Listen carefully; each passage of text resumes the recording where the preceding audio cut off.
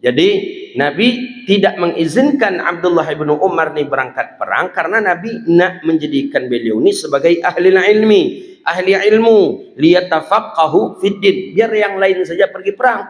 Tapi Abdullah bin Umar tidak. Abdullah bin Umar ingin juga dia berangkat perang. Aku izinkanlah ya Rasulullah, aku ingin berangkat perang ya Rasulullah, aku ingin ya Rasulullah. Nah, setelah perang Uhud baru perang namanya perang Khandaq. Perang Khandaq itu usia Abdullah bin Umar sudah 15 tahun, barulah Nabi izinkan. Perang Khandaq, masih ingat kita perang Khandaq? Perang Khandaq ni atau yang dikenal dengan perang Ahzab. Berkolaborasi kaum kafir Quraisy, munafik di situ, kafir Quraisy Makkah di situ, Yahudi Madinah di situ. Besar nih lawan Nabi nih ketika perang Khandaq nih. Bayangkanlah tiga nih, munafik. Munafik pun yang paling parah ya. Munafik satu, kedua kafir Quraisy Makkah menyerang ke Madinah, yang ketiga Yahudi Madinah. Yahudi menyerang Islam. Islam ketika itu masih sedikit.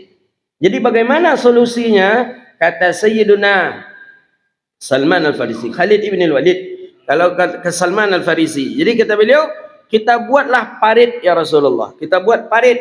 Nah, macam mana kira-kira nak membuat parit, Pak? Tapi boleh Bapak lihat ke Madinah masih ada bekasnya hari ini. Parit itu, parit yang dibuat tu lebarnya parit itu 5 meter. Alat mana ada eskapator dulu. Nah, ada. Kalau perusahaan-perusahaan, kalau PTP membuat parit gajah itu pakai alatnya. Pakai alat bernama parit gajah karena supaya gajah tak masuk. Nah, tak masuk ke kawasannya. Nah, tapi kalau sudah masuk tak bisa keluar. Lebarnya 5 meter, panjangnya, dalamnya tuh 4 meter parit itu. Pakai galinya pakai tangan Pak, bukan pakai eskapator. Nah, 5 meter, dalamnya 4 meter, panjangnya sekitar belasan atau puluhan kilo, kita tak ingat lagi karena dikelilingi Madinah itu dipagar dengan itu tuh. Itu bernama Khandaq, pagar. Ya, bagus sebenarnya strategi itu. Jadi kalau musuh tak nampak, apa-apa laju, kudo langsung masuk. Masuk kudo langsung masuk jurangnya kali. Nah, itu strategi daripada perang. Dan sekarang juga kita tengok video-video yang beredar, termasuk itu strategi yang dibuat oleh kawan-kawan Hamas. Saya tengok banyak juga yang apa, cilaku je tentara-tentara Israel itu masuk, ada yang dengan alatnya ada. Kalau terhitung sampai kemarin itu tentara Israel itu yang mati itu udah hampir 400, tak salah 380 sekian yang mati. Ya memang kalau ke Palestinanya kan masyarakat sipil yang mati. Kalau tentaranya tidak.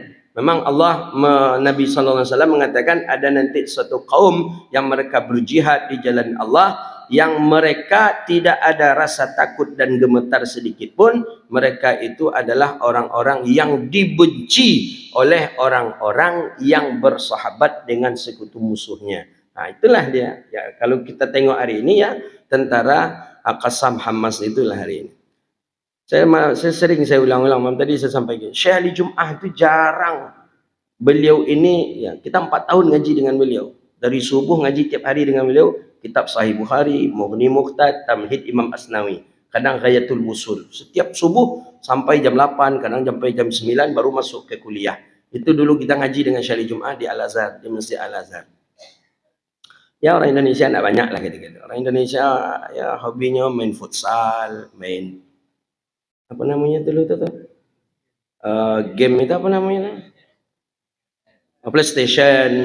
Nah, mau masih ingat dulu tuh, nak banyak orang kita, namanya orang kita hobi organisasi, gitar-gitar, kemudian kumpul kemana-mana, ya alal khair lah ya. Jadi beliau jarang sekali beliau suka kepada satu pergerakan. Tapi awal-awal Hamas diserang oleh Israel kemarin itu, masuk Israel ke Palestina itu, beliau mengatakan hatta al-an, kata beliau, sekarang saya bersama Hamas, kata beliau. Dan kita kaum muslimin mesti harus bersama Hamas. Itu apa tanda? Bahwa tanda memang Hamas itu memperjuangkan yang hak.